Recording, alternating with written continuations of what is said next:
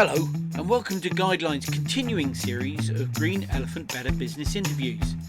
In this series, we are chatting with key people in companies which have chosen to focus on social and environmental performance, public transparency, and legal accountability to purposefully balance people and planet with profit.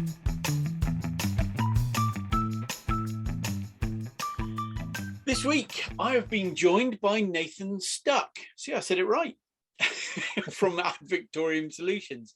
Now, Ad Victoriam are consultants who transform technology so businesses can get on and do the real work of delivering their vision. They do this by simplifying the implementation of a market-leading cloud-based CRM solution called Salesforce.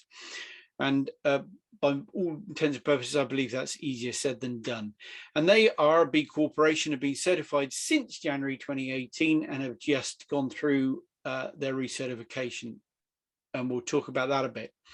Nathan is Ad Victoriam's, and I understand why you shorten it to AdVic now, Director of Culture and Strategic Impact, who also lectures as part of an MBA program at the Terry College of Business in the University of Georgia. Add to that, Nathan is a B Local Georgia chair, speaker, community builder, collaborator, writer, networker, dog dad, and Georgia fanatic. So we've got a ton of stuff to talk about. Welcome to the Green Elephant Show, Nathan. Thank you. And yeah, it was a perfect intro. Thanks for having me. Excited to be here, Russell. And yeah, you can see like the Georgia wall behind me of my Georgia fanaticism.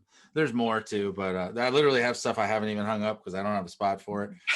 And to be honest, and whatever you haven't got on the wall, you're wearing. As far as and now I've been a Tampa Bay fan for my whole life, and it's been a miserable existence. And suddenly it's fun again. So it's Thursday. There's football tonight, so I'm just kind of getting in the spirit of working from home. And you know, like Jeff always says, our CEO, you can't stand out if you're trying to fit in. So we're gonna. And you definitely stand out. So definitely, if you got a chance, get onto YouTube and have a look at what Nathan's sporting. Literally sporting, I suppose, as his shirt. It's a hideous orange too. This is brutal, but you said it. I would never say that about one of my esteemed guests. To kick off, Nathan, then I do wonder whether we're going to be able to keep this conversation truly on track towards business and sustainability. But I've got as I do a little bit of research into my guests, I do have an elephant in the room. That's why I actually do have my elephant in the room question. And I'm intrigued about the background behind Ad Victoriam as a name. Can you give me any insight on that? Yeah, so it means to victory in Latin. So that's where we came up with, or Jeff came up with the name Ad Victoriam. And it's funny because he has a couple really fancy paper mache rhinos in his office. So like seeing that doesn't weird me out at all. I'm just like, you should meet Jeff. Yeah. So he's got a rhino ring. He's got all kinds of fun stuff. So, but yeah, honestly, and then the rhino played right into that. So we've added the rhino to the logo, kind of like charging to victory. But you're right. We did shorten it to AdVic. How many people would spell Ad Victoriam and they wanted to put a U in there? Yeah. Or, you know, crossing the pond to where you're at, they would want to go Victorian era with it. And it would become Ad Victorian. So it just became easier. And Salesforce started referring to us, all their AEs would be like, oh yeah, call AdVic. You know, so they started calling us AdVic, and you're like, well, if the shoe fits, wear it. So, and again, much easier to spell. I don't have to, we had an episode a couple of years ago where I want to say the University of Georgia wrote a piece about us working with their students on B Corp projects and everything. And they referred to, you know, Nathan Stuck from Ad Victoriam with the U Solutions. And I'm getting a text message from the MBA program director at like 10:30 on a Friday. I'm so sorry. Oh, I'll have them fix it. Oh, my apology. And I'm like, yeah. I already texted our CEO. We're having a good laugh. So, and all said and done, you can type in Ad Victoriam. It comes with Ad Victoriam. So your ums and your ams are okay, I think. I mean, you're clearly American. Speaking by accent and clothing aside, you said I introduced you there as a Georgia fanatic. Why are you a Georgia fanatic? So I went here for undergrad, and it's funny, I'm not actually, well, I guess geographically I'm from the South, but I'm kind of a kid from nowhere. So I was born in Michigan. I grew up in Miami, and then I came to Georgia for undergraduate for university in '01, 20 years ago. Whew, I was on Ooh. campus yesterday too. I felt old. Um, and everybody's kind of looking like, who's this old guy with a backpack on? I was going to give a guest lecture. So um, yeah, so I got here 20 years ago, and you know, outside of a little 5-year stint, I left in '06. I graduated in '04, left in '06, moved to Las Vegas for some God knows what reason. Just Sunny. kind of, yeah, scratch an itch, something like that. So it was, I mean, it was also the poker boom. So I went out there with like these, you know, grand visions of being on TV, and you know, 4 months later, you're like grinding it out in like some smoky poker room downtown, you know, at like 4 in the morning, hoping to win like $800, you know, and it's like, so I ended up getting a real job. And then 5 years later, I moved back to Athens. And so, which is where the University of Georgia is. So I've been here now since 2011. And then I went back and got a second degree. I got an MBA from the University of Georgia. And the funny part is too, is I'm technically only half American because my mom's from Berlin. So, but it's funny when I go there, I'm definitely American. And then when I'm here, my friends will be like, that's weird. Why do you do that? And I realize it's some weird tick I picked up from Oma or something where, you know, or I like forget a word in English and I say it in German. So there's this weird kind of guy from nowhere element to me that I just kind of, no matter where I am, I call it home and they're like, yeah, but you're not from here. But you're fanatical about it. What's so great about Georgia? Why amble back there and stay there? Uh, the city is wonderful. They joke that it is a, what is it? It's a drinking town with a music problem. I mean, it's a brilliant place. I mean, REM, B-52s, just Oh, right. all kinds of quirks and nuances. There's a tree that owns itself, which I think somewhere, yeah, I got a painting of the tree that owns itself. Literally somebody left a tree to itself in their will. We've got a double-barreled cannon. It's just beautiful. And there's an energy when the kids are here. You know, a lot of the, whatever you want to call them, the townies, resent sometimes when the kids come back, but they're the economic lifeblood of the city. And honestly, I think they keep us all kind of young because, you know, it's weird because it's, if you're, you know, if you don't do what I, you know, some of the lecturing, I'm a chapter advisor for my old fraternity. I make sure those kids stay out of trouble. So I actually get to know a lot of the kids every year, but there's a certain element of like, it's these nameless kind of young kids. And they just kind of, somebody was saying the other day of like, the tough part of living in Athens is that you're always getting older, which is true anywhere, but except for that you're surrounded by people that are the same age every year, even though they change. You're just like, I'm getting older, and but they're still like 19. But I love it. I mean, we've got a home football game on Saturday that'll be, you know, we're doing a low country boil. Like there's like 7 Saturdays a year that it's just the best party you've ever been to, and everybody's, and the cool part about those is there's no Republican or Democrat or this or that. Like we're just all there for Georgia football, and I don't know. There's just something very, very special about Athens that kind of has kept me here. And really, I came here sight unseen for undergrad. Never been here. My first time on campus was orientation. So, and now I teach a class here. Yeah. So how did that come about? How did you manage to get into lecturing? So, I stayed really close to the MBA program after I graduated because I did a B Corp project for Ad Vic while I was doing my MBA. Yeah. So Jeff Yeah. came to the MBA program, and basically they had like 8 employees at the time, and we're like, hey, let's certify as a B Corp. And I was in the Net Impact Club, and they brought that project to us, and I was like, I'm in, let's do it. So I don't know. I don't think any of us knew what a B Corp was. So we all just kind of were like, all right, but you know, let's go for it. So we kind of faked it till we made it, and we ended up, the project was supposed to be 1 semester. We worked on it for 3. No class credit. We never got, now the students get class credit for, it's an actual class now. But when I graduated, I kind of wanted to keep that momentum going, and we hadn't finished our certification yet, but I knew there was this, you know, mythical audit coming, and we were getting close, and we had 86 points or whatever on the assessment, and we're looking at it, and I'm like, let me bring in some new students to help us prepare for the audit. Not like I didn't know what an audit was. I don't know why I thought they were going to be able to prepare us, but at least to go and like help us document. And more than anything, I just wanted to pass the torch. And we got one student, Zach Godfrey, who was just like all in. Like, man, I gave him that Kool-Aid and he ran with it. And next thing you know, he's getting some grant money, and he's, building, like and so now I'm roped back into like, how can we run these projects? And I'm still the only one that's really done an assessment. So we all of a sudden have companies that want to certify, and they're going to be in, we were running them out of a design thinking class, Yeah. and kind of like, well, everybody just turns to me and like, well, Nathan, what do we do? And I'm like, start going through the assessment, and it was just kind of the same methodology I had used when I was there. And then Jessica Thomas came down from NC State and helped us put some structure around it. And then that professor that we were running those projects out of was retiring. He retired in the spring, and they were kind of like, we've put all this investment into, I've got my little product placement, my B Collaborative. We put all this kind of investment, time, money, energy into this. Would you be interested in teaching a class in the MBA program and running B Corp projects? So we used to do 2 or 3 a semester. We're running 6 this semester. I've got 13 MBAs. I've got 14 MBAs and 5 undergrads. So we get undergrads who are working on sustainability certificates. So this is their capstone project. So I don't know. It just kind of came out of, I've always stayed close to the program.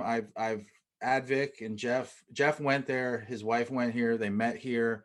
So right. Jeff's always been all in. Like yesterday, I was like, hey man, if you need me, I'm off to guest lecture, to the School of Social Work. And he's like, awesome, have fun. So, we recruit very heavily from the university. So we've stayed very close, and it's kind of been like a partnership. And then it just made sense that I guess I'm the de facto expert. So, well, it's a brilliant partnership you basically got your hands on a new source of recruits every semester, every year. You mentioned you were 8 when you started. How big is Ad Vic now? I'm onboarding 2 more on Monday. I think they're 147 and 148, so basically 150. That's quite a growth for 3 years. We'll get on to talk as to actually what you do. Is that unprecedented? Or you've obviously grown during lockdown. Yeah, we did actually. It's been, everybody goes and gets an MBA, and they're kind of, you do all those case studies, it's just, B school is all about case studies. And then you get to the last page, and all of a sudden there's Appendix A through Appendix H, and it's all these hypothetical equations and what would happen if we launched this division. And all of a sudden I get there, and by the time I came on full time, we had like 20 employees, and we're looking at all these different divisions, like, okay, managed services, how many clients would we need to retain? What would we need to charge? How many, so all of a sudden, like, you're doing a case study without the appendix. Like, you're just like, I'll figure this out on my own. And it just became very, I don't know, it was very interesting to be a part of that scaling, and that the decisions you have to make of ratcheting up, getting business with having enough people to do the business, and then getting a lot more business and having to rapidly hire. And then all of a sudden business drops off, and you've like, what do we do with it? Like last year for us, that happened of like, what do we do with all these people? And luckily for us, we didn't have any PE money. So we didn't have private equity. We love to joke we're financed by the Bank of Jones. Jeff Jones, our CEO. So we were able to live our B Corp values last year, and really say that, we're not going to lay off anybody. We're not going to furlough. We just rolled out raises in February of last year, and then COVID hits. We didn't roll back raises. We had 11 offers out to people about to graduate from undergrad. We didn't roll back their offers. We still brought them on board. Yeah, that's generous. We scraped together some pennies and nickels and dimes and paid out bonuses at the end of the year. And they weren't what they've always been, but hey, it was better than as my dad loves to say, it was better than a poke in the eye with a sharp stick. So slap in the belly with a wet fish. I'd continue on that one. So yeah, it was just cool to see our ownership and our executive team kind of live those B Corp values and say, like, we're not gonna make money this year, and that's okay. But it was also a really smart strategic decision, because come February, all of a sudden, here come the deals, and people are kind of getting off. They've been sitting on their wallets for a year, and they've got, they ended up being okay last year, and they didn't spend any money, and they weren't traveling, and they didn't throw a holiday party, and they're like, now's the time to make that investment in our technology. So now all of a sudden you have all these people coming over, like, hey, let's do business. And on that hand, we're lucky that we had kept everybody, because now we had a full staff. We didn't have to train it. We didn't have new people. I mean, we ended up still having to hire to even meet those needs. But I think a lot of companies did the opposite, and that's where PE money and some of that stuff comes in. They want their 20% return, regardless Yeah. of what, it's that short-term capitalism of like, regardless of what it means for our long-term growth. Yeah. And then these companies then had to say no to business in the spring because they didn't have the people to work the project. So, yeah, it's been fun. It's been fun to watch us scale. It's been, I mean, it's been bumpy, and you spend a lot of time. I mean, not that I'm going to put all these on, but you wear a lot of hats. In the beginning, I was doing our invoicing, financial operations, culture, volunteering, impact. Like I was doing everything for a really long time. And because it kind of is what it is. But when you get to do a job that gives you purpose, I think you look past some of those down. Every job is going to have its downsides, but to be able to come to work every day and know that I'm adding value to our employees and giving them a reason to get out of bed as well, giving them something greater than just like, hey, we're going to help this company increase its profitability, but hey, we're also going to do this fun charitable thing. Hey, we're also going to do this. Hey, we're also going to, it's been worth it, and the ride's been enjoyable. So is that what your role is? Is culture and strategic impact, I think is the title I read. Yep. What does that mean? So a lot of culture. So the culture piece of it, I mean, I put together a deck on kind of clarifying our PTO policies. So there's a little Venn diagram there that overlaps into some of the HR, but I would never call myself HR. I'm not sure I'm certified, but there's some of that where it's like, hey, that's Nathan's hat. But for the most part, it's also looking at like, I do exit interviews. I'll do one-on-ones where I just put 30 minutes on somebody's calendar and just kind of talk to them off the record, or like what's working, what isn't, and I keep it very anonymous, but like I keep my ear to the ground of things they might not say to other people. We're rolling out our annual survey next week. So I've got that all put together. I'm working with our marketing team on some employer branding initiatives of, I'm a big proponent of what I call kind of the brand sandwich or whatever. I even had a slide, speaking of the UK, I had a slide in there that said mind the gap when I presented on this, but that gap between perception and reality of what are your people, what do you think this company is as an executive, as a leader? What does our team actually say it is? Right.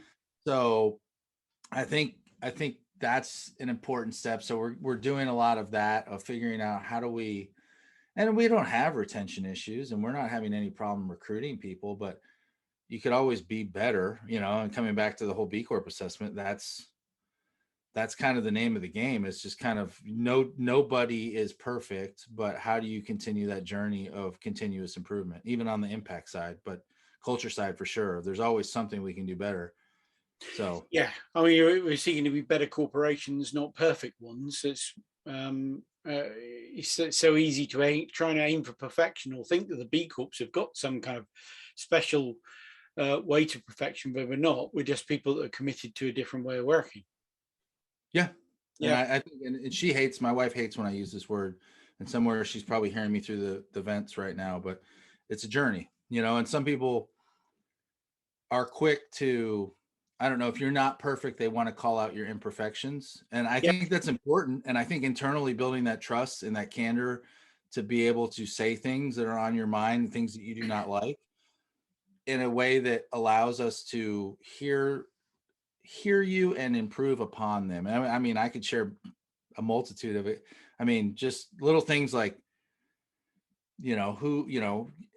who was doing the interviews when we were hiring, like for a second round of interviews for undergraduates, and looking at the room and getting called out by one of our female consultants and saying like, nice job, Nathan, and just kind of unconsciously, I just looked at like, hey, who's in the office that day, who could do interviews, been around for a while, who could do interviews. We didn't think about like, maybe we should fly in some of our women in other cities and have them here for these interviews to have a better representation of who works here doing the interview, like those types of things. But they weren't afraid to tell me that, and I wasn't afraid to take the feedback. I kind of took it with a little humble pie and just, they're not wrong, so let's fix it. And I think that's the cool part about B Corps, I think, is that spirit of knowing you're not perfect, but also knowing that you want to be, and you're willing to take feedback, and you're willing to grow and learn and continue on that journey. Yeah, and to be honest, if you've got a culture where people aren't frightened to talk to a director about what's wrong in a business, then you've got a great culture. You've got you've got the foundations of a great business, haven't you? You mentioned, or I mentioned in my intro to you, where I read that you view yourself as a community builder, and we also, before we get into find a little bit more what Ad Victoriam actually does for a living, what in what ways do you build communities? Great question. I mean, it starts with Be Local Georgia. I mean, that was kind of my first foray into it. Was all of a sudden I saw a For need. those, just if I stop you there, for those Yeah. who are uninitiated, what is a B local? So B locals are, I would call them chapters, but we're not chapters. We do have like a memorandum of understanding with B Lab on how we, certain things like we have to either be an independent nonprofit or fiscally sponsored.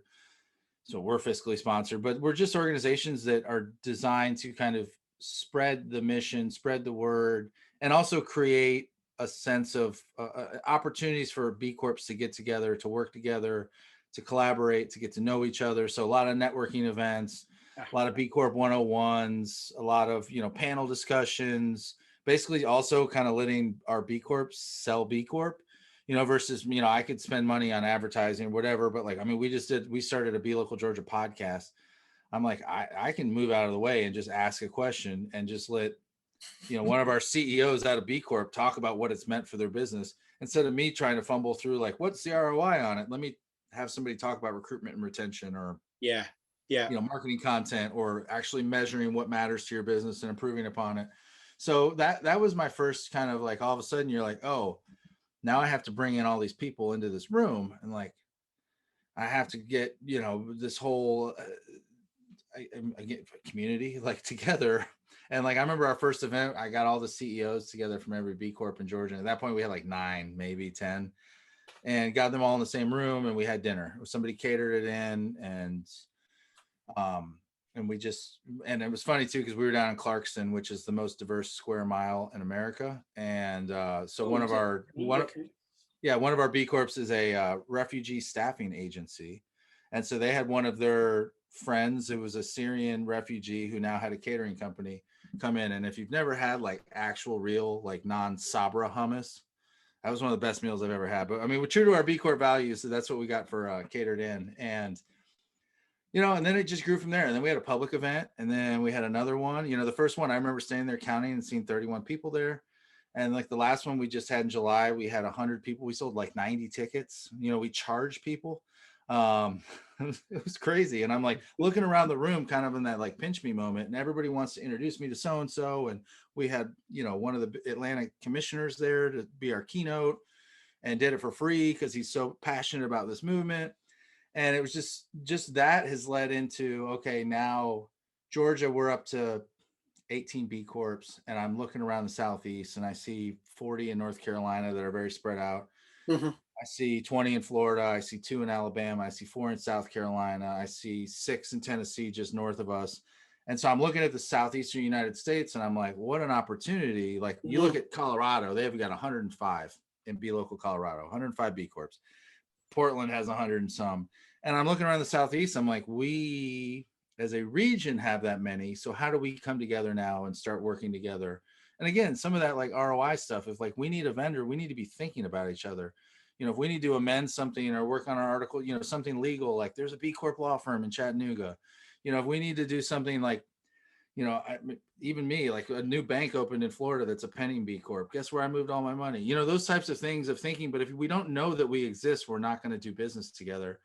And then broader than that, I think right now, and even in Georgia, is I'm working with the other organizations that aren't necessarily B Corps. I think 10 years ago, you might have had some eye rolls at that.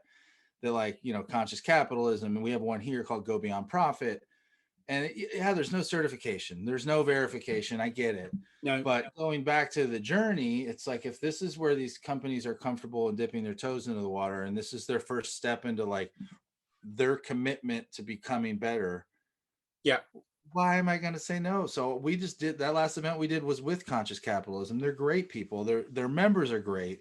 and this is where they are. And I look at it as my duty and B Corp's duty to kind of help them, like, hey, we're just further along in our journey, but 5-6 years ago we were probably there. So Yeah. let's help them become better. Let's share some of the tools and some of the resources. So yeah, just a lot of stuff like that. And then I mean, I do, even in Athens, we're working on some things in Athens right now to, it's very siloed. The South is very complex and interesting, and in a weird way, historically was I would call it forced segregation. Not I would call it, it was forced segregation, and now it's struggling to move out of that phase, even though everything's legal and there's everything. We integrated schools years ago, like UGA in 19, but it was only 1961 that UGA allowed Black students in. So like there's still a lot of work to be done of breaking down silos, breaking down those networks. Your network looks like you, so breaking down neighborhood networks, getting people to all know each other, getting people to refer each other. So I don't know, it's just become like a real passion of mine to just, if you see something that needs fixed, fix it, but also make sure you're bringing other people into that conversation who might already be working on it, because the worst, you just don't want to reinvent the wheel. But yeah, I mean, that's, I guess, my community building in a nutshell. It just kind of Yeah. keeps growing, where you just kind of keep, now that you've, as you do it, you gain experience, you gain knowledge, you gain tools to do it more effectively, and so then you just see bigger problems and you try to tackle them. I mean, bewilders me that it sounds like you're incredibly busy doing everything but work for Ad Victoriam. I went to bed at like 3 last night. I'm good. Okay, it's all right. I'm tattling on you to your owner, Well, manager. and if it's I'm funny sure he too. wants you to do it. Well, it's funny because even last year there was, I was doing a lot of this work, and I came close to burnout last year because we planned a big Southeastern B Corp conference, and all virtual, but still that was a beast. And Yeah. trying to do all these things, and at the end of the day, by like the beginning of this year, it was like, all of a sudden from that, from the one conference, we had brought on a new client. From some of the B Corp consulting stuff that we were doing with universities, we had brought on another client, and everybody started to see like, oh, Nathan might be onto something here. And it's not that it's not that that's the goal of anything I'm doing, but it is It's the outcome. yeah. And I always preach about like, hey y'all, it's okay to, especially to the B Corp crowd, sometimes it's okay to make money. It's okay to get business out of networking. Like, it wasn't like I came in like Montgomery Burns and The Simpsons, like excellent. But at the end of the day, like it's okay. Like but you also want to do business with people you trust, and you want to do business with people you like. And so that's the whole point of what the community we're trying to build, is that B Corp should be doing business with B Corp. So it was fun to kind of see an ROI on some of that work and bring it to AdVic. That's work that I'm doing in hours, 51 through 80 of my life, but to be able to bring that back to where I actually kind of, do make most of my money. So So what? Just explain to me, what does Advic do to help its customers? So we're a Salesforce and MuleSoft partner. So we are usually, everybody knows Salesforce. We're like the what was that Wizard of Oz? Like, pay no attention to the voice from behind the green curtain. We're that voice from behind the green curtain that comes in and actually, and I guess we come out from behind the curtain, because you get Salesforce, you go to Salesforce, you have a need, here's kind of our need, and they'll kind of high level scope it, and then they'll bring somebody like us in that they trust, and they know that we know what we're talking about, and say, okay, what exactly do they need? And then it's more than just a technology solution. It's understanding your processes, it's understanding your operation, it's understanding how sales talks to marketing, talks to production, talks to service, the service call. So all these different components, and understanding how to like map all that together, and then take that map and take these processes and then put them in Salesforce and make it work, so that as an order comes in, it's going down to the manufacturing line, it's then going to shipping, and that everything's talking, and that your ERP is talking, and even some of our retail customers at the point of sale systems talking to the back end, Yeah. and then if you're in the C-suite, that you're hitting a button, a refresh button, and your dashboard's updating, and you're seeing real-time numbers, you're seeing trends, you're seeing, historical analyses, and you're seeing actionable data that you can do something with. And I think that's where we're really good, is our ability to come in and really understand the business side of what is trying to be done versus just that. And then we have brilliant people and they speak technology and they speak business. I speak business. They don't let me touch the computers. So I have gotten pretty good actually working here, and I wore the operations hat long enough that I learned how to build reports and do everything I need to do. But yeah, I mean, we have really brilliant people who can speak the business side and can speak the technology side. We have business analysts that are kind of that bridge, but we just have people that understand what to do. And then at some point you kind of get that, whatever you want to call it, that knowledge curve where we've seen it. We've seen a machinery company, we've seen a university, we've seen all these different processes at all these different places. Like even in Slack, we have an Ask an Expert channel, and you'll have these people who are like, has anybody done an integration with this and this, under these contexts? And somebody will go, oh yeah, we did it with so-and-so. Let's jump on a Zoom real quick. I'll talk you through it. Those types of things where you build that knowledge base. And honestly, it's helped us a lot where B Corp comes back into it, of recruitment and retention, that we've had such a good ability to retain top talent. And we've become such a great place to work, and we don't have that knowledge drain. I think that's where, you get into that ROI conversation around B Corps. And I think that's probably one of our biggest strengths is, I could rattle off a list of people that started before me who are still here. I could rattle off a list of people that started around the same time as me, and I've been here almost 5 years, that are still here. I can rattle off the list of people who, where I'm like, oh, they're still new. No, they've been here for 3.5 years. Like, you onboarded them in 2018. Yeah. So I think that goes a long way too, that we haven't had that, I mean, that's the costly part of turnover that we've been able to avoid. And getting their knowledge them up to knowledge, and then getting them delivering new is an expensive game, isn't it? Yeah. So we've all been challenged, and we do get challenged through our certification process to look at our supply chains.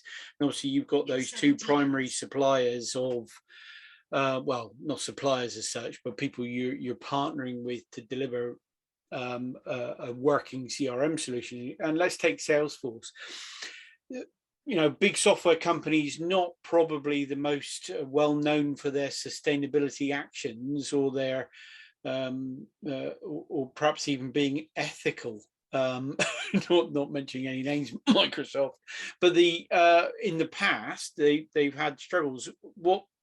How would you set out Salesforce's ethical or sustainable table as such?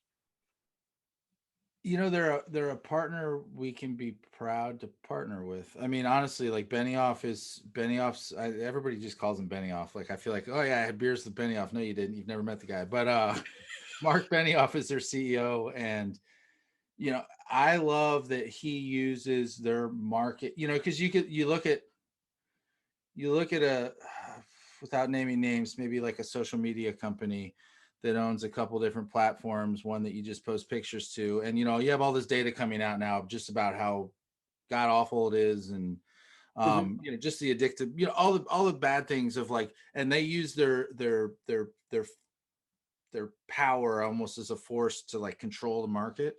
And versus I look at Salesforce and I look at, here's this company, and they do have unwielding, like if they just wake up one day and decide they don't like us and they don't want to bring us any business, we're in trouble, because we really better start hunting, or, we better think of another line of business. But Salesforce uses that clout to bring people on their journey with them. So like recently, they just announced that every partner was going to have to be carbon neutral. You're going to have to report scope 1, scope 2, scope 3 emissions. Wow. And while they're not going to come and like audit everybody every year, they reserve the right to. And if they call you and say, what are your scope 1s and scope 2s and where are you buying your offsets, you have 90 days to produce that data. So maybe there are some people who are going to go, we're not going to do it until they do that. Okay, that's great. But you're going to have to do it if they call you. And then scope 3s, I think you have 12 months. Well, the funny part for us is that was one of our areas of opportunity we saw after our research. Because again, I'm not a big supply chain. It's MacBooks, it's software, it's licenses. Yeah. So for us, we had already literally earlier this year, we partnered with We Are Neutral down in Florida and figured out all our scope 1 and scope 2 because we have remote people. So what's the average, CO2 output for a remote office? We have 2 office spaces. Here's the square footage, all those different things. And, here are some of the elements of the office, and they're able to kind of use their knowledge and their, that they, work with so many companies. So they're able to give us a number. And then scope 3, we're tracking all of our travel this year. Okay. They flew into Atlanta, they Ubered to Alpharetta, which is about an hour north where our office is. And then they flew back to Chicago. And I mean, there's the internet, you can find all that. So we're scoping, we're doing all that. And then, they've been big on, I'm a member of the Salesforce .org equality subcommittee. So they have all these different subcommittees, and they're bringing their partners in, they're bringing clients in to basically what could we do better? How could we, one of the calls I was on last month, they were talking about, how could we help promote some of our Salesforce partners that are, founded by people of color or women that are women led? How do we make sure that we're dividing up the Salesforce pie as equitably as possible and encouraging other startups and encouraging diverse owned startups? So they always have that eye on the ball, and you never get the sense that they're what's the word I'm looking for? Greenwashing. Yeah. There's no, because they have to be, you think about these people that run these kind of committees and divisions, and this is kind of what they're doing. Yeah. And it's a big overhead. I realized that at Ad Vic, we joked earlier of you do a lot of stuff, but I'm but our boss also sees the value in having somebody like me. And there's a value in people just knowing that a company has a director of culture and strategic impact, but there's also value in the work I do, that I'm holding our other directors and people above me accountable for our actions. And so I see that same behavior from Salesforce. And I just love that they whether you want to or not, they're bringing you along for their journey, and they want their their partners to stand for the same values that they stand for, or they're not going to do business with you.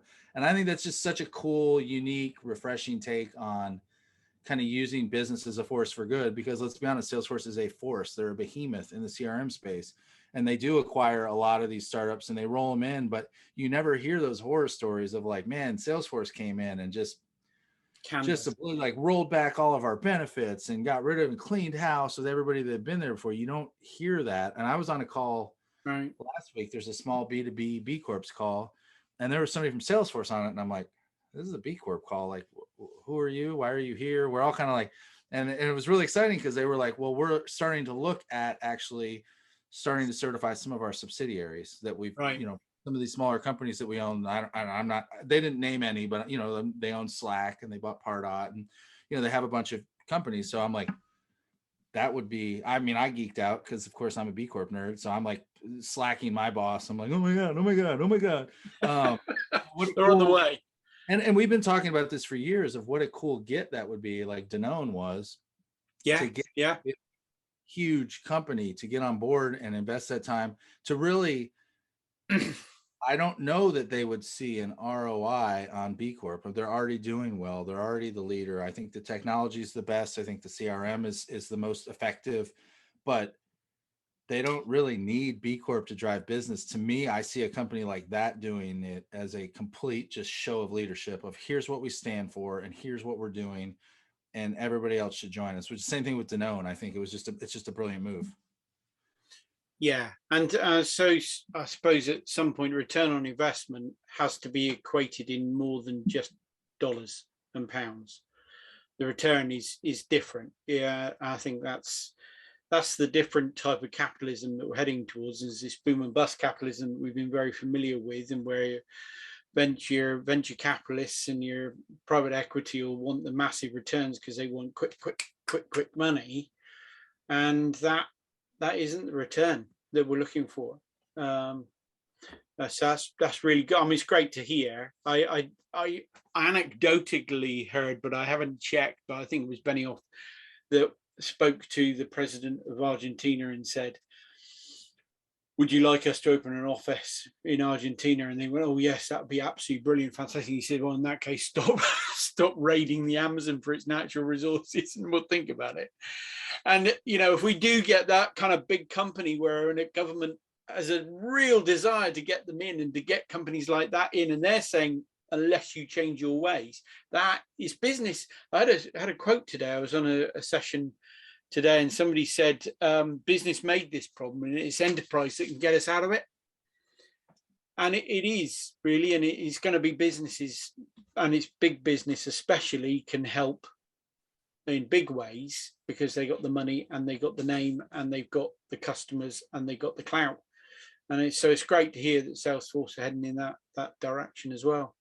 Well, and it's funny because I had a piece published last week on Medium, and I wrote the same thing of like, Milton Friedman was right. And his main argument in the Friedman doctrine was that like customers and employees will eventually they don't care.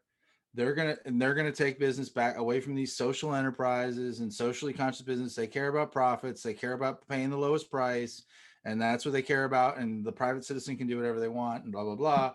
And my whole argument was he was right. Customers and employees are going to drive this chain, or are going to drive the market. He was just wrong because they drove it in the other direction. Yeah. And I talk all the time about Gen Z. I talk, the oldest Gen Z is 26 now. The oldest millennial is 4. I'm 38. I'm a millennial. We have mortgages, we have kids, we have, like, we're not like the swing voters anymore. And so you're seeing, and I told the students that I talked to yesterday that, the millennials, I think we were kind of afraid to speak up because we kind of came from our parents' generation of like, kind of be grateful that you have a job, do whatever the boss asks you, work 50, 60, 70 hours to get ahead. And you had Gen Z show up into the workforce and they're like, no, we're not, no. And, oh, you said you do that, but we don't see any evidence of that. Like, no, we don't want to work for you. Like, and I think that riled up the millennials to go like, all of a sudden we felt empowered because we weren't alone. Because everybody kind of always talked to us. Like, I remember starting my career and everybody kind of looks at you like, well, kid, you'll understand it one day. And I think about that as I do an interview in a football jersey of like, and I think back to jobs where I had to wear the tie and the suit. And I'm like, yeah. How do I do my job any differently in a Warren Sapp Hall of Fame jersey versus a suit and tie? I'm sitting at home. I'm comfortable. Like all those like things of, yeah, kid, you'll get it one day. This is how money's made. This is how capitalism works. And now we're getting the majority of the market share in terms of consumer dollars and votes with where we want to work. And we're kind of starting to go like, and businesses, the smart ones, Benioff, Salesforce, us, B Corps, they're catching on. Even some of the greenwashing does it come from a unintentional place sometimes, like the towel, Yeah. The origins, absolutely. But guess what? Did it save water? Yes. Did it save energy to treat the water and to make the detergent and everything? Yes, it did. So it came from a place of them saving money, but it also came from a place of like, this isn't a bad, when I stay at hotels now, I think more consciously about, do I really need to open a bar of soap for my shower and a bar of soap for the sink when I'm here for one night? Mm-hmm.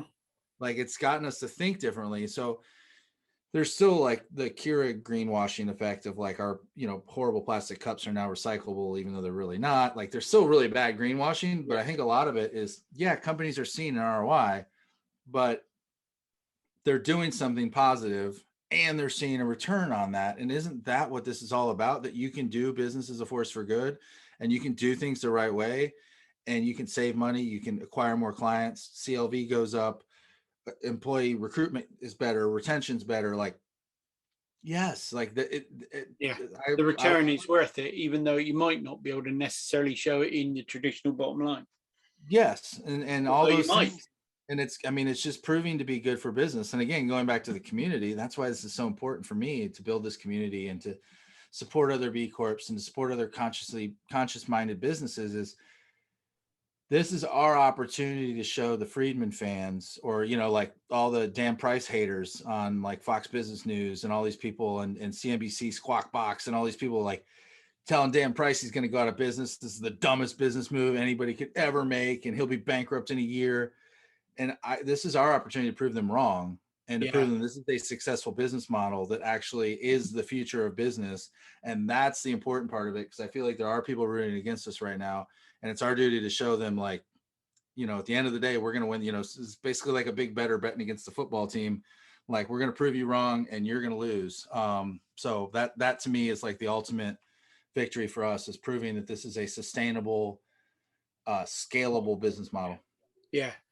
Yeah, it's fascinating listening to you, because obviously you have a culture in America which is far closer to perhaps the trading floor than we are here. You know, people, there are groups of people in the UK that would deal in stocks and shares, as we might call them, and do trading, but it's a very much more popular activity in America, as I understand it, and therefore you do get this how do I make a quick buck on the markets type shows like the Squawk. I've heard of the Squawk Box before, and these rather larger than life characters that tell you flush toilets and make big noises. I think I might have seen them stereotypically portrayed, but I fear they had a very firm root in reality.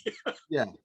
No, I mean, and there is something, I don't know, there's something about, I had a friend in Germany tell me this once, where he's like, the problem with you Americans is you all not only want to be like multi-mega millionaires, you all think you will be.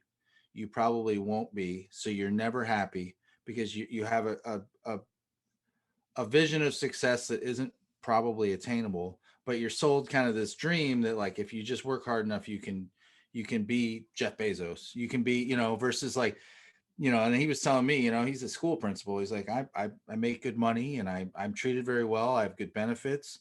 We have the whole summer off. We get August vacation, August holiday. They just got back from Croatia. Like, my life is very good. I will never be a mega multi, millionaire. And I'm okay with that. My quality of life is so much higher. You're always like, he's like, every time I talk to you, you're so stressed out. You're trying to keep up with the Joneses. You're trying to, you need the next big thing. And I think we're starting to see America slightly pivot away from that, of like more of the Dan Price model of like, what if we just created where like most people could make some really good money and you're still rewarded? I always still call it capitalism, because I do think there is a slippery slope when you get into some of the, my family from East Germany, like the brain drain of like, if you don't pay a doctor what he's worth or what she's worth for their knowledge and their skills, they will go somewhere where they're paid market value. So there's still an element of that, but there's also a weird rat race here where we can't be happy at 80,000. We need 100,000. We get 100,000. We can't be happy. We need 150,000 and then 250,000. And it's just like, and this ability to like kind of show it off without saying we're showing it off. So yeah, I kind of agree with you on that one. There's definitely an element here too. I think, and that's the case. But what you've said in throughout this is that Advic is not taking that model anymore. It's taking a different model. It's taking a different view. Making a profit's not a dirty word. It's not a dirty word to make a profit, but putting it in balance with people and planet is the vision. And that you can't sell in the markets very well at the moment. And I mean, putting like long-term strategy and growth over short-term profitability, again, like us with last year, like, would that 20% return last year have looked really good for us to say, oh, this is how much profit we had, and we could have paid out bigger bonuses to those we didn't fire, or will this year's return, because we were able to bring on all that new business and bring on new people and grow our people and have them ready to do these things, well, that return probably is going to be greater than what 20% of nothing last year would have been. 15% of a lot this year would be, so like changing the thinking of this, like, that constantly, like those quarterly beat the street numbers of, it's just very myopic, and it leads to us not finding solutions to like the plastics problem. It leads us to not thinking, versus like think long-term, like, what would this be worth in customer goodwill? What would this be worth in, at some point we're going to have to pay the bill on all the things we're doing to the environment of like, climate change and these forest fires and bigger hurricanes and floods and all these things.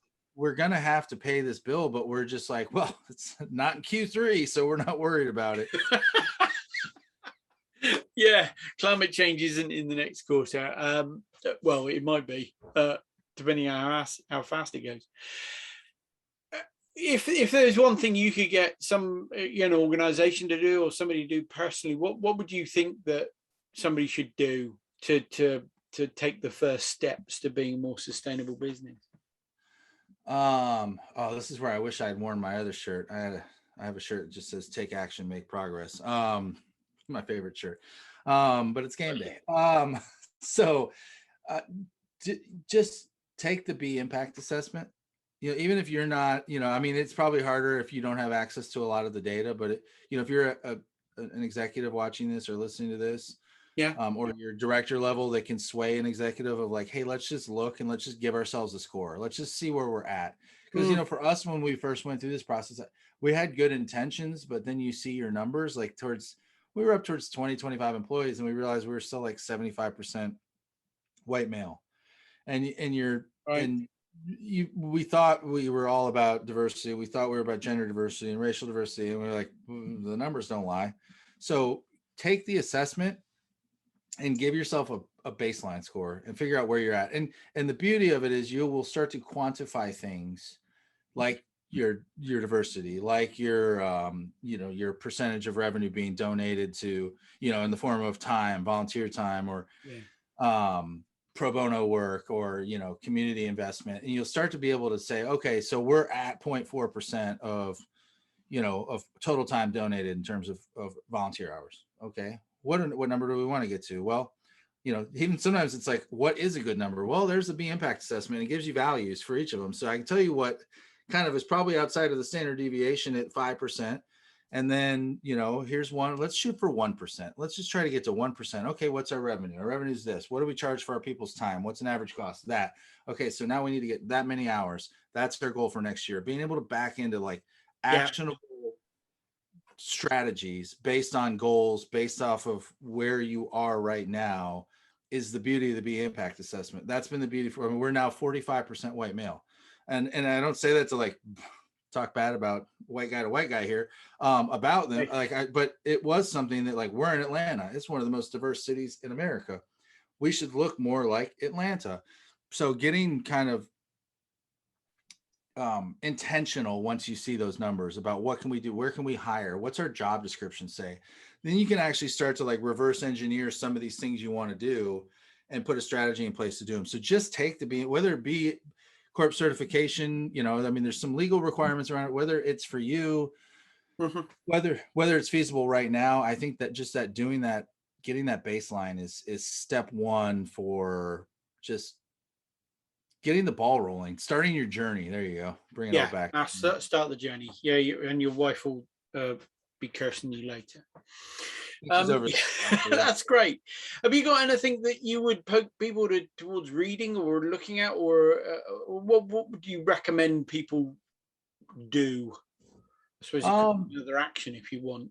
I'm one of those that I wish I was more of a, as I said, well, luckily my camera, so you can't see all the unread books behind me. I'm big on just content, and I try to bring it all in. So everything from books to, I mean, shoot, over here I've got The Successful Speaker. I've got The Ethical Sellout, which is a really good book. But reading different perspectives, getting outside of the bubble that we all now live in, thanks Facebook, and or cable news of like, hey, here's all the things you believe in, and we'll give you arguments for them.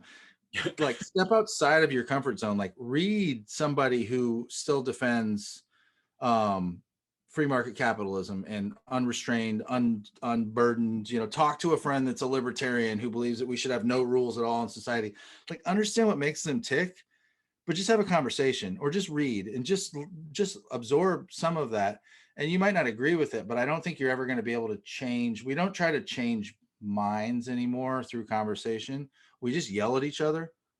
So like, as I'm having conversations, and I'm in the South, it's fairly conservative, and whatever, you could say B Corp's more progressive, but I think there's a lot of socially progressive, fiscally conservative people in the South as well that are also, owners of B Corps and things like that.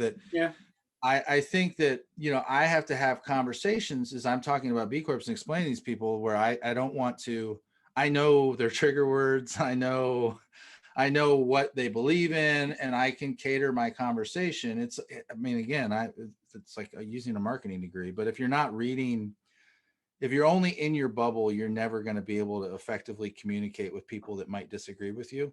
You're just going to yell over each other and it's pointless. And you might as well just go on Facebook and argue with a stranger. So if I retranslate that, what I'm getting is don't read one particular book, read them all. But, but read them all fairly and and be prepared to absorb different views. Yeah, an opinion and be empathetic to them. Yeah. Practice empathy.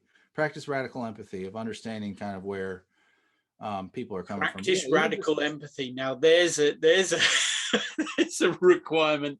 There's a hint for people. Well, here, hang on. I'll even. In fact, I think, have we got a radical empathy book? Is there one? I literally. Perhaps you and I should co-author one. I believe in it so much that I have a flag that says it. There you go. Radical. Practice radical empathy. Practice radical empathy. Okay, and that comes out at your football, does it, or baseball, or? No, that's actually, there's a company down here called the Bitter Southerner. They're actually based in Athens, and they're all about. I've got all three of their flags. One's practice radical empathy. One is a rainbow flag that says abide no hatred, and then the other one just says better South. So they're big on kind of a more forward-thinking South, acknowledging our past but moving on to our future. So I like the practice radical empathy. I might have to go procure a flag. I could hang it in the background during the winter. In the summer, it's too good. I'll have to ship one over. They are. I don't know. It's something that is lacking. I got into a conversation last week before the football game with somebody, and I usually will throw, especially at a Georgia tailgate, I'll throw out that like, yeah, I'm pretty progressive, but and I'll throw that out there. But like, hey, I don't talk politics to football. Like today it's Georgia, and it was funny because we had this whole conversation where we were like kind of skating around, but at the same time we got to know each other. We got to see what he values, what I value, and we found so much that we had in common. We were able to have a productive. And so when like an issue came up or something, we were able to talk about it and then just move on. So again, society just needs more of that now. It does. Now. Yeah, absolutely. And we need to be more tolerant, don't we? I mean, that talk about justice and equity and diversity and inclusiveness. I mean, at the very heart of that is tolerance. Yes. And you can help somebody learn without shouting them down. I think, if somebody comes from a place of absolute intentional ignorance versus their intention versus impact. Was their impact to, if they weren't intentional about trying to hurt you or trying to say something, then like get to the root of what they were trying to say, and maybe you can help them understand. A lot of times here when people hear diversity, equity, inclusion, they think like affirmative action, and then they jump to like, oh, preferential hiring, and then they jump to this, and it's like, hey, we're just talking about leveling the playing field. But helps them understand. Now if they're intention was to impactfully say something really nasty and they really are a racist or a feminine or a misogynistic like a-hole, I don't know that you're going to change their minds. You can just politely end the conversation and walk away. But I think a lot of times you hear something that might slightly be offensive and then we want to shut them down, cancel them, and be done with it, versus I think sometimes just having that. And again, this is where the empathy comes in. If you understand that a little bit, you can have that dialogue. You understand where that talking point came from, that they're in their own bubble getting these talking points, and you can kind of explain, well, here, I don't bite, and let me explain why I disagree with you. Yeah. As probably one of the longest tips we ever had. Don't invite extroverts on, man. I can concur with that, because one of my go-to books every time I kind of lose my way a little bit is Stephen Covey's 7 Habits, and one of his is seek to understand before seeking to be understood, and I think it's probably the most valuable of all the habits, because if you understand what your customer wants, you'll be able to put the deal in front of them that they want. If you understand what your partner needs, then you'll be able to provide them. If you understand what you need to live a healthy lifestyle, whatever it is, you will make the change that's needed. And I think that's empathy at its best, really. I know. I was going to say, if you wanted a book, I'll just say John Steinbeck, Travels with Charlie in Search of America. It's written in 1963. He travels around the country with his dog, Charlie. in an RV, and he just meets people, and he talks about it. And it's funny because it could have been written 2 years ago. It's still, I reread it 2018, 2019. It's my favorite book. I'm a big Steinbeck nerd. And yeah, it could have been written, but I could have summed that up into that book, that he just drives around the country, meets people, listens, understands, and has a conversation, whether he agrees or disagrees, and then, moves on, but learns a little something from everybody he meets. There you go. Okay. All right. Well, I'll dig that one out and add that to the pile of books I got in the background, which I haven't read as well. Or maybe I'll read it. You never know. I'll give you an update. Well, I mean, that nearly brings us to the end. I've got a few fact or fakes to put past you, if you're up for it. So I'll give you a statement. I might have modified that statement to make it wildly wrong, or I might not, and you have to decide. So the first one is a Nielsen study reported that 54% of global respondents to the survey that they took feel strongly that companies should help improve the environment. That's 54% of global respondents, this was, feel strongly that companies should help improve the environment. Is that a fact or a fake? My lean here is fact. My only thought about fake is that, or maybe it's just my blind optimism, that I would hope it would be more, but I'll go with fact. Oh, you should have gone with your blind optimism, because the actual figure is 81%, which I find fantastic. Yeah. It is exactly what we want it to be. And that was Yeah. a global report. More than I think I've got a US one in a second. So, second one, nearly half of global respondents, same survey, so 49%, say that they are inclined to pay higher than average prices for products with high quality safety standards. In North America, that raised to more than 2/3, or 69%. Is that a fact or a fake? So 49% say they're inclined to pay higher than average prices with products with sustainable credentials, let's say. And in North America, that was 69%. Fact or fake? I'm going to go fact again. And you'd be right. And I thought that was quite encouraging. That actually, in this, as you said, in this Milton Friedman-led type economy, that actually there's the proof that you got the right action, but the wrong driver. Yeah, no, 100%. I love that. That's a great. I'm gonna have to I have to remember which. I'll be sharing stats that are the fake. Well, I'll put these on the show page, and I put all the links into where I got them from. But these all came from Environmental Sustainable, the site, more sustainable environmental. I can't remember which way it goes. Anyway, final one then, and we're one each. So, according to the US Chamber of Commerce, I brought it home for the last one. Shoppers in the US alone will spend up to $150 billion on sustainable products by the end of 2021, or 25% of all goods sold will be sustainable products. Is that a fact or a fake? This is where my greenwashing hat comes in. I'm like, define sustainable. Are K-cups now sustainable because you can't recycle them? And yeah, I mean, that is, wow. I mean, there's a topic we could spend another show on, I guess. Ooh. Is what does it's one of the questions I sometimes hold for my more difficult customers, is I say, how do you define sustainability then? Because I challenge you to define it. Oh, but in terms of what the US Chamber of Commerce might deem sustainable products, bearing in mind that they're prepared to buy a higher price for them as well, 25% of all goods sold, they believe, by the end of 2021 will be badged sustainable products, let's say. Or is it more or less? Let's see. I think 25%. I'm going to go with fact. I think that's a pretty good number. Oh, and on the last one, he snatches the win.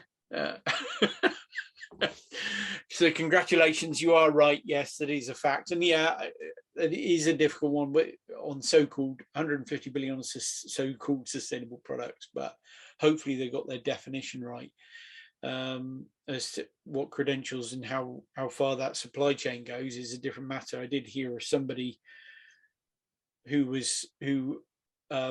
farmed something in New Zealand. I think it was one product or another, sent it off to China for manufacture, and then brought it back and sold it from New Zealand to a New Zealand market and called it New Zealand made. And it wasn't until they kind of went, oh yeah, actually, it's not actually manufactured in New Zealand.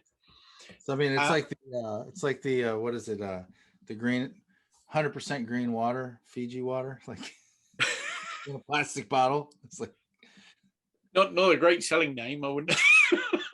Yeah, I'm like, last time I checked, you don't want to drink the green water, but no, not really. Well, I suppose it depends on how much algae you want to consume. It might be a new food source of the future. You never know. True.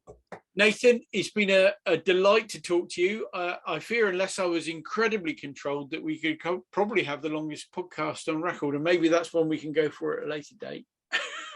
I always worry when I get with another extrovert that has the same tendency to like there were some questions where I started going, I was like, oh, the question's over here, make a left-hand turn. So no, this is a lot of fun. I always enjoy the opportunity to talk about B Corps, talk about Be Local Georgia, Ad Victoriam, and just everything that, I don't know, gets me out of bed in the morning, and hopefully convey some of that passion and purpose to somebody who might be sitting on the sidelines looking to kind of like spark their either career pivot or whatever. So entrepreneurial. So yes, I can only thank you for that. It was very, very energetic, and I did enjoy it a tremendous amount. So thank you very much for joining us on the Green Elephant Show.